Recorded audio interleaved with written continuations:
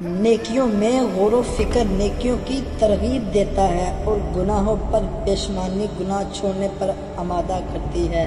حضرت عبداللہ بن عباس: جو مالدار کی عزت اور فقیر کی توہین کرتا ہے وہ ملعون ہے۔ حضرت عبداللہ بن عباس: خضوع اور خشوع کی 2 رکعتیں سیاہ دل والے کی ساری رات کی عبادت سے بہتر ہے۔ حضرت عبداللہ بن عباس: جھگڑا بڑھنے سے پہلے ہی تم اس سے الگ ہو جاؤ۔ حضرت سلمان فارسی: انسان کا سب سے بڑا دشمن گناہ ہے۔ حضرت سلمان فارسی: ہر اچھا کام پہلے ناممکن ہوتا ہے۔ حضرت سلمان فارسی: بانٹنے سے خوشی اس طرح بڑھتی ہے جس طرح زمین میں بویا ہوا بیج فصل بنتا ہے۔ حضرت سلمان فارسی: علم کی مثال دریا جیسی ہے، اس میں سے کتنا خرچ کرو گے کم نہ ہوگا۔ حضرت سلمان فارسی: کوئی کمزور شخص اگر تمہاری بے عزتی کرے تو اس سے معاف کر دو، اس لیے کہ بہادروں کا کام معاف کرنا ہے۔ حضرت سلمان فارسی: